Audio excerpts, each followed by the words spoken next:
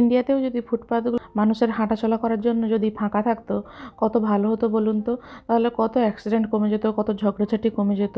রাস্তাগুলো সুন্দর ফাঁকা থাকলে সেই রাস্তা দিয়ে ছোট ছোট বাচ্চারা, মানুষজনরা হেঁটে সুন্দরভাবে যেতে আসতে পারতো।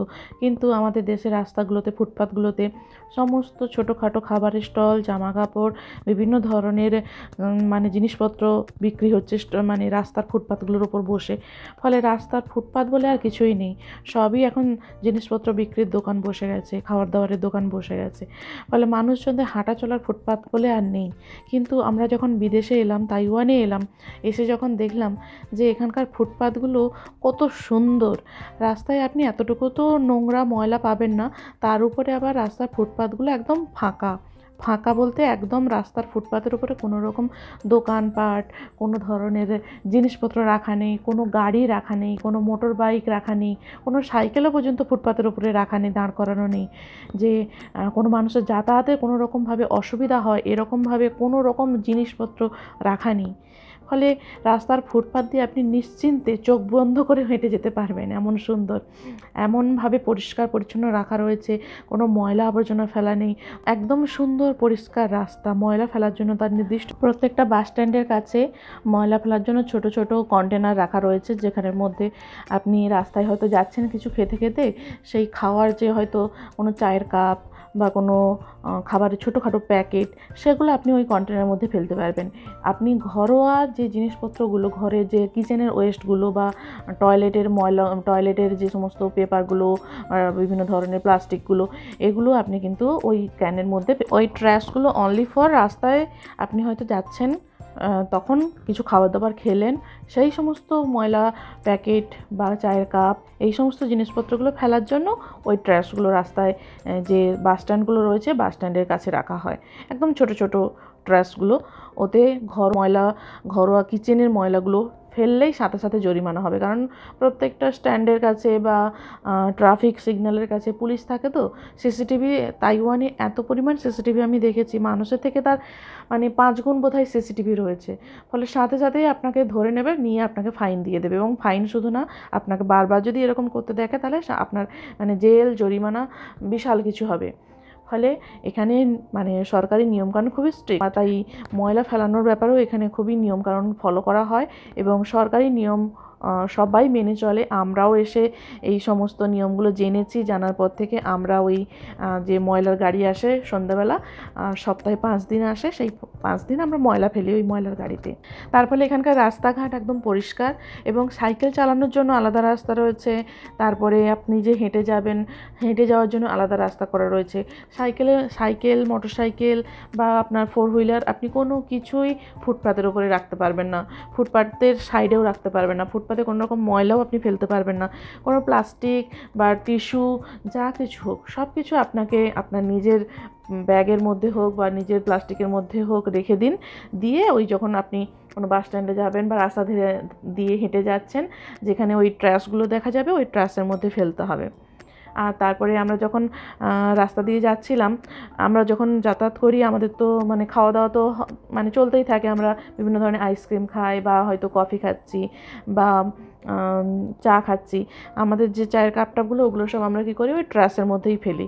এর ফলে আমাদের অনেকটাই সুবিধা হয় যে আমাকে হাতে করে নিয়ে বা ব্যাগে করে নিয়ে গিয়ে বয়ে নিয়ে যেতে হচ্ছে না।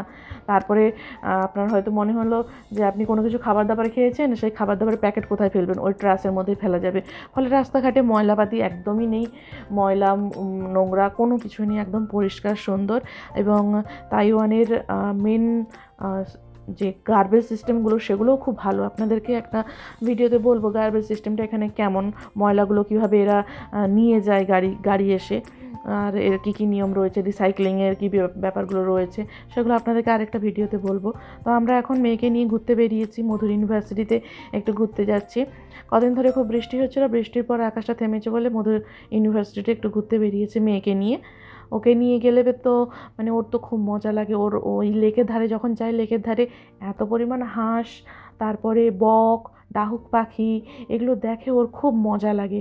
তো ওকে, তারপরে কচ্ছপ রয়েছে, মাছ রয়েছে, একটু করে পাউরুটির টুকরো দিয়ে দিলে মাছগুলো কচ্ছপগুলো এত সুন্দর মানে মুখ তুলে তুলে খায়, দেখতে কি মজা লাগে। ওকে দেখানোর জন্যই ওগুলো নিয়ে যাচ্ছি, দেখানোর জন্যই ওই পাউরুটিগুলো নিয়ে যাচ্ছি আর ওকে নিয়ে যাচ্ছি, ওকে দেখাবো। ওর তো ঘুরতে বেরোতে এত মজা লাগে। আর বৃষ্টি হওয়ার ফলে চারিদিকটা এত সুন্দর হয়ে গেছে, গাছগুলো পুরো প্রকৃতির যেন একদম শান্ত হয়ে গেছে। মাঝে এত পরিমাণ গরম পড়েছিল, তারপরে এই একটানা বৃষ্টি হচ্ছে। আমি তো ভেবেছিলাম তাইওয়ানে, মানে আমি আরও যে চাইনিজ মানুষদের সঙ্গে কথা বলেছি, তো তারাও বলছে যে এবছর তাইওয়ানে প্রচণ্ড গরম পড়েছে, তো এত গরম বোধহয় এর আগে পড়েনি, তারাই বলছে। তো তারপরে যখন বৃষ্টিটা নামলো, একটানা 1 সপ্তাহ বৃষ্টি চলছে এবং টাইফুন ঝড় হওয়ার পরে এই বৃষ্টিটা থামলো। এত সুন্দর পরিবেশটা শান্ত হয়ে গেছে, দেখতে কি ভালো লাগছে। চারিদিকটা একদম সবুজে ঢেকে ফেলেছে। রাস্তা দিয়ে হেঁটে যেতে কত মজা লাগে। এই ধরনের ফাঁকা রাস্তা বেশ কি সুন্দর হেঁটে যাওয়া যায়, বাচ্চাদেরকে নিয়ে নিশ্চিন্তে নির্দ্বিধায় ঘুরে বেড়ানো যায়। ফুটপাত যদি পরিষ্কার না থাকে, ভাবুন ফুটপাতের ওপর দিয়ে কি হাঁটা যায়? নিজেকে চলতেই কেমন লাগবে।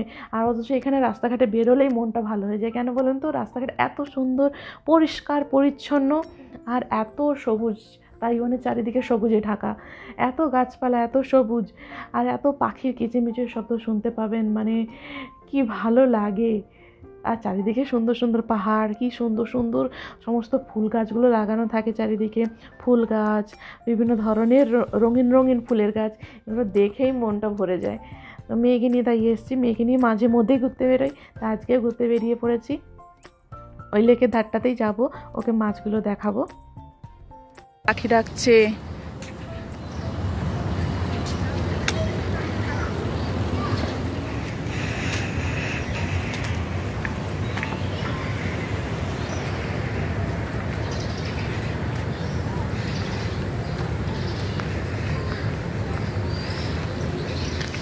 বর্ষায় প্রকৃতি যে কত সুন্দর হতে পারে, ও তো সবুজের সমাহার। ওই যে বড় একটা আম গাছ আছে ওদিকে, আর এইদিকে গাছগুলো একদম সবুজ হয়েছে, কি সুন্দর পাখি ডাকছে।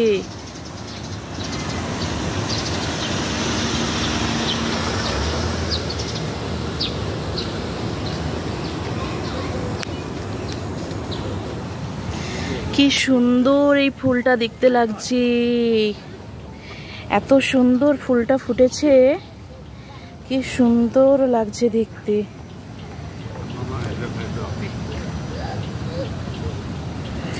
ফুলের সৌন্দর্যই অসাধারণ। ফুলের মতো সুন্দর বোধহয় পৃথিবীতে আর কিছু হতে পারে? একমাত্র শিশুরা হতে পারে। ফুলের মতো সুন্দর, এত সুন্দর, কি সুন্দর এই ফুলটা, অসাধারণ লাগছে দেখতে, একদম লাল টকটকে লাগছে। কি সুন্দর ফুলটা, ফুলের মতো সুন্দর, একমাত্র শিশুরা হয়। কি সুন্দর, জাস্ট ভাষায় বর্ণনা করা যায় না, অসাধারণ। এই ফুলটা এত সুন্দর ফুটেছে, দেখতে কি সুন্দর লাগছে। এই ধরনের ফুলের নাম কি আপনারা জানেন? যদি জানেন অবশ্যই কমেন্টের মাধ্যমে জানাবেন। এই সুন্দর ফুলগুলো এখানে সর্বত্রই রয়েছে। কি সুন্দর লাল হলুদ ফুলের শাড়ি, এই ফুলগুলো দেখতে এত সুন্দর লাগছে, অসাধারণ লাগছে।